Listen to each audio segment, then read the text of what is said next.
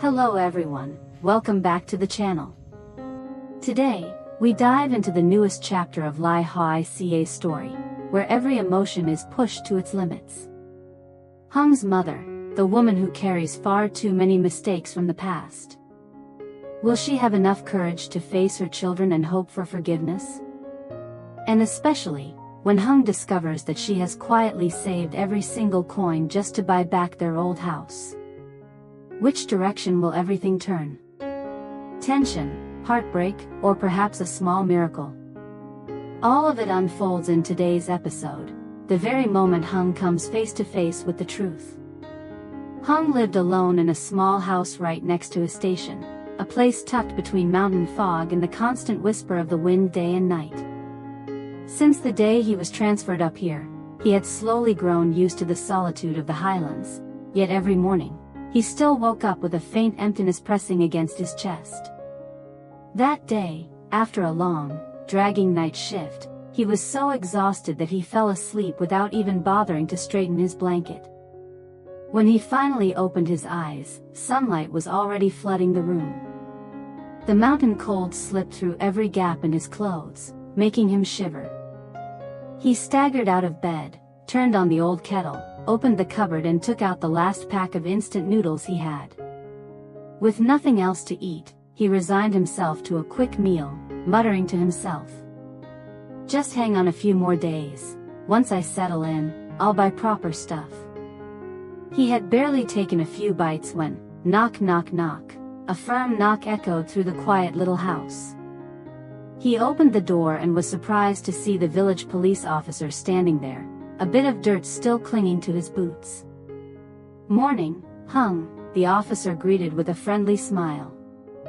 "The meeting at the commune got cancelled, so I took the chance to come down and finish paperwork for the villagers. Passing by, I wanted to check if you're settling in okay. Newcomers in the mountains often fall sick if they're missing essentials." Hung invited him inside. They sat in the nearly empty room, empty enough that the clink of the spoon against the bowl and the wind slipping through the door crack sounded louder than usual. He spoke honestly. "I just moved here, the house is bare. No warm blanket, no mattress, not even a mosquito net. Nights get freezing. I was planning to head to the district market later to buy a few things." The officer glanced around. An old wooden bed, a scratched metal table, a few scattered belongings. It hardly looked like the home of someone who had been living there for over a week. He let out a quiet sigh. "Nights here get brutally cold. Even the locals have to burn firewood to sleep. I'll ask around to see if any households have spare blankets or things you can use. It's rough for you to lack so much while working up here." The words were simple, but they hit Hung in a way he didn't expect. How long had it been since someone last asked if he was doing okay? How long since anyone cared whether he had enough warmth, enough food? Amid the quiet mountains, that small gesture of concern suddenly made him feel both small and oddly comforted. While Hung was still trying to adjust to the biting cold of the mountains, far down in the lowlands, his mother was stepping into a silent battle of her own. That morning, the sky was covered in a layer of gray clouds. Hung's mother put on her faded jacket and quietly made her way to Mana's house. Every step she took looked as if it might give out at any moment, yet her eyes still held a faint glimmer of determination. The kind of determination you only see in someone about to gamble what remains of their life. When Man opened the gate, he froze. Standing before him was no longer the tough, hot-tempered woman he once knew, but a frail, thin elder with messy hair and a face so drained it looked almost colorless. Worried, he asked, "Auntie, what happened? You look exhausted. Why did you come so early?" She slowly took a seat, her hands curled together in her lap, trembling so much they made a faint clicking sound each time her fingers touched. Then she spoke, slow, steady, yet each word scraped like a blade across her own heart. The previous owner of the house she once shared with her children had given the final price. 800 million. No discount. No negotiation. She swallowed hard. All the money she had painstakingly saved, pinching every meal, cutting every cost, amounted to only 600 million. She had sold everything she could sell. Taken every job she could take. Gone without food, without clothes, to the point where people asked her, "Are you sick? Is something wrong at home?" And yet, she was still short 200 million. A number that had kept her awake night after night. Her voice cracked. "I know I've made many mistakes. But I just want to buy back that house, before it's too late for me. Help me, just this once. I'll remember it for the rest of my life." Man looked at her for a long, long moment. He remembered the old aunt, hot-headed, stubborn, and frightening at times. The same person who had caused both Hung and Hoài so much pain. But the woman sitting in front of him now was no longer that person. All that remained was a mother who had reached the end of a long slope of mistakes, and was trying desperately to cling to a single, fragile thread of hope. Without hesitating, Man pulled out his phone. "Auntie, say no more. I'll transfer the 200 million. I understand what you're trying to do." When the message, "Transfer successful," appeared, Hung's mother burst into tears like a child. Those tears weren't because of the money. They were because, after all the years of being someone worthy of blame, someone was finally looking at her with even a little compassion. That afternoon, Man drove her to the landowner's house. She stepped out so quickly she almost stumbled, as if being even 1 second late would cause all her hope to disappear. The cold wind stung her face, but she could no longer feel the chill.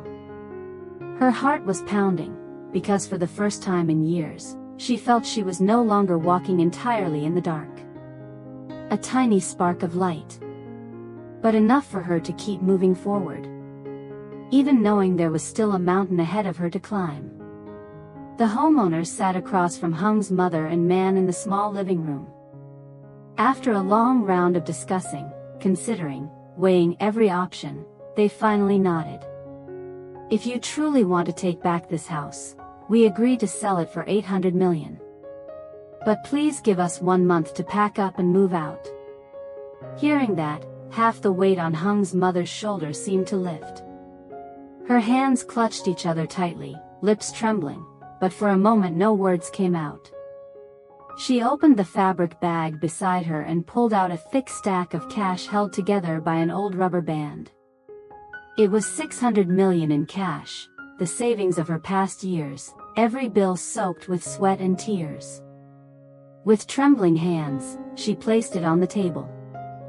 This is what I have. The rest. Man helped me." Without another word, Man took out his phone, tapped a few times, then showed the homeowners the screen. 200 million VND, transfer successful. Everything happened quickly, yet the emotions in the room were unbearably heavy. The couple brought out a handwritten contract they had prepared beforehand. They filled in all the details, property information, location, amount, transaction date. Then they handed it over for all three to sign. The soft scratching of pens on paper echoed so clearly it made her chest tighten. When the signatures were done, the owner went into the back room and returned with the land title deed wrapped carefully in a plastic sleeve. They placed it directly into her hands. "From now on, this house is yours. Thank you for helping our family settle our matters." The moment her fingers touched the cover of the deed, she froze. As if she still couldn't believe that something she once lost because of one terrible decision had found its way back to her. She broke down in tears. Thank you both so much. I owe you, for the rest of my life." She turned to Man, eyes swollen and red, voice trembling. You helping me with this? I don't know how to repay you. But if I'm still alive later, I'll come to your house myself to thank you again. Man gently held her shoulder. Auntie, steady yourself. The most important thing now is that you have a chance to make things right with Hung. This house, it's just the first step. The small room fell silent for a few seconds. Only the sound of her wiping her tears remained, and her hands shaking so hard she could barely hold the deed. But in her eyes appeared something that hadn't existed for many, many years. Hope. After reclaiming the house, Hung's mother held the land title against her chest as if clutching a precious treasure wrestled back from fate itself. Her hands still trembled, her breath came in short, uneven bursts. All the emotions she had bottled up the entire morning had yet to settle. She didn't go home. She didn't rest. Instead, she headed straight to Hoai's house, where Mrs. Hoai's foster mother, was staying to look after the place while Hoai took Tony to the city for therapy. The house felt unusually empty, just a warm yellow light and the hum of a fan, making every step Hung's mother took sound louder and more anxious. Mrs. was sweeping the yard. The moment she saw Hung's mother approaching, she startled. You came all the way here? You look so pale. What happened to you? Why do you look so worn out? Hung's mother didn't answer right away. She opened the frayed cloth bag, pulled out the land title, carefully wrapped in plastic, and held it out to Mrs. with trembling hands. Her voice cracked. I got it back. Mrs. froze, dropping the broom to the ground. Got it back? The deed, it's really in your name again? Hung's mother nodded vigorously, then nearly burst into tears right there on the doorstep. I never thought, after everything I ruined in my life, that today, I would really hold that house again. For the first time, I feel like I finally have something. Something that lets me face my son without lowering my head. Her voice broke. Her frail hands clutched the deed as if clutching her very life. Seeing this, Mrs. Ha's heart softened. She knew the harsh, tangled past between Hung's mother and Hoaica. She knew how much Hung had suffered. And she understood, at this age, a woman doesn't cry over a piece of paper unless her soul has been scraped raw. She held Hung's mother by the shoulder and guided her inside.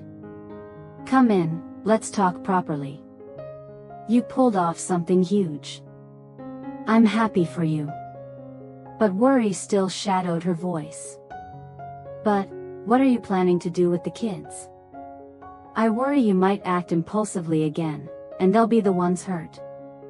Hung's mother shook her head repeatedly, tears streaming down her cheeks.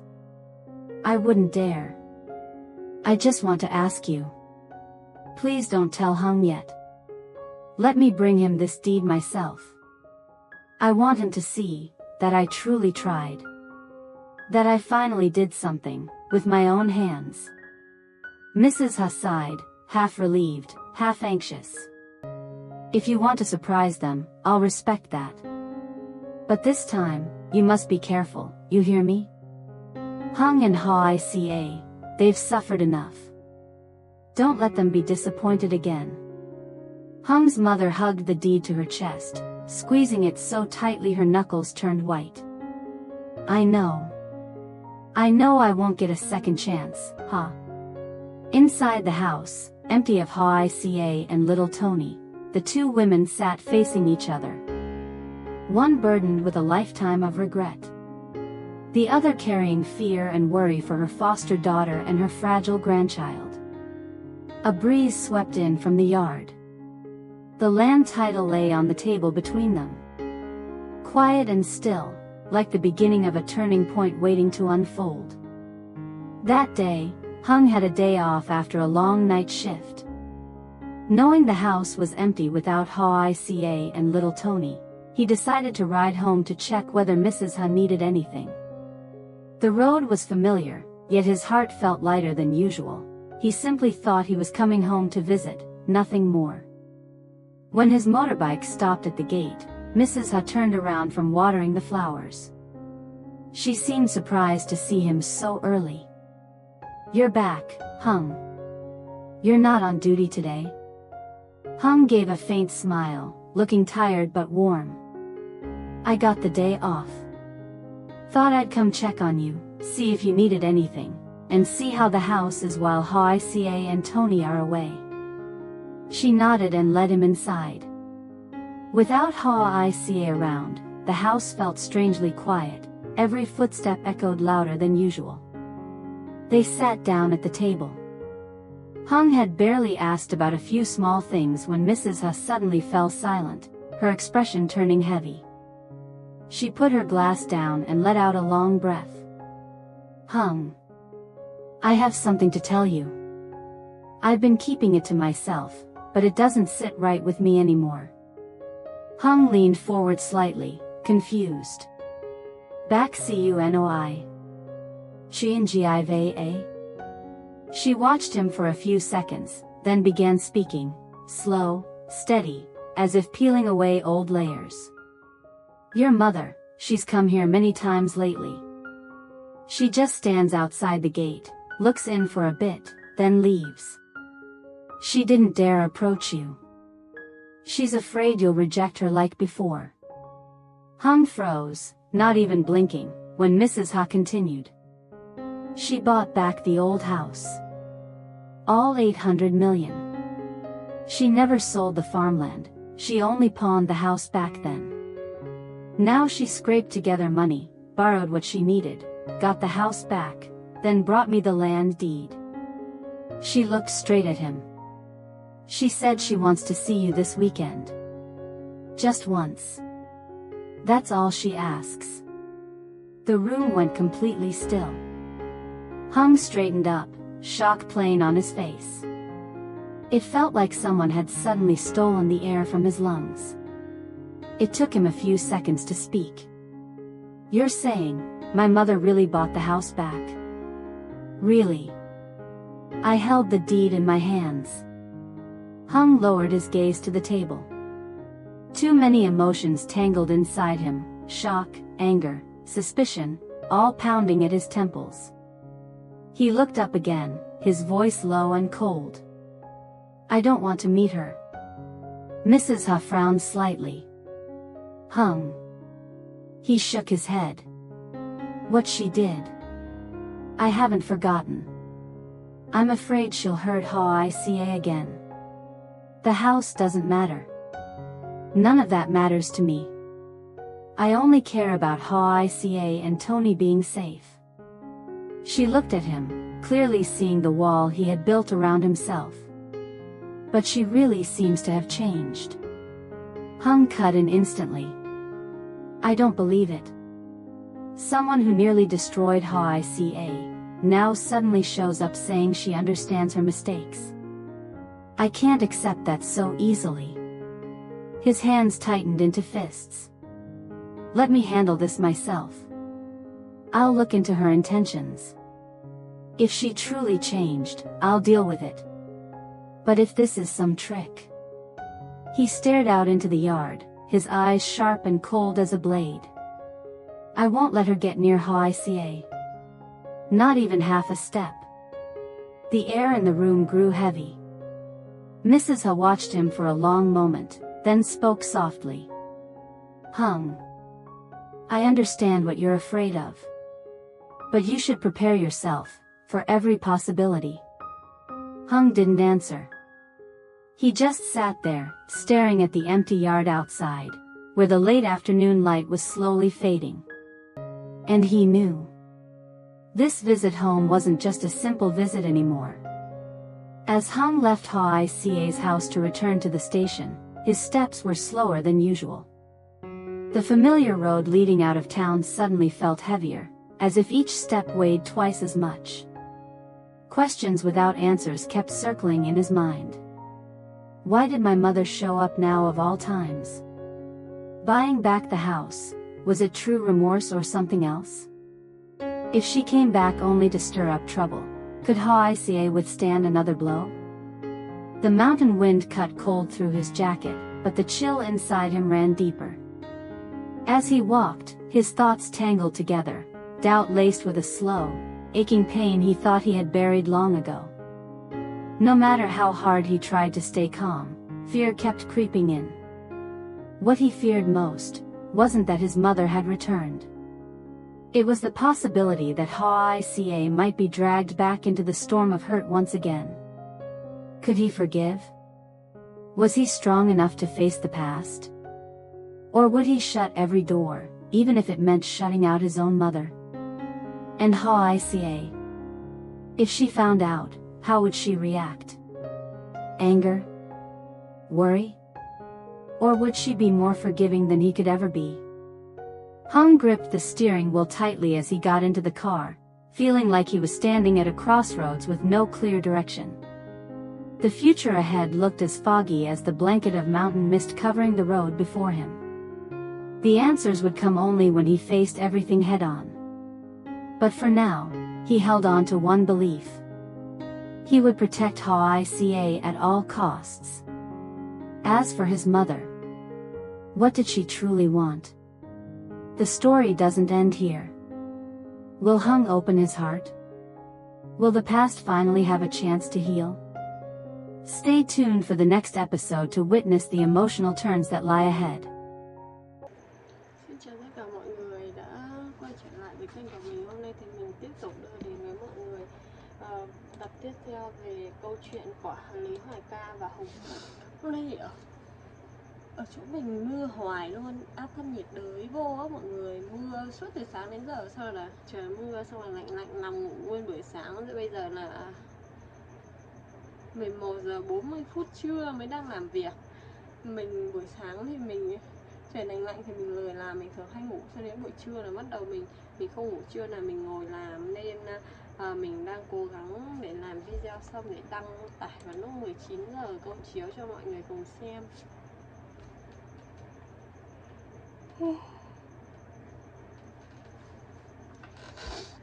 Cảm ơn mọi người đã theo dõi video của mình.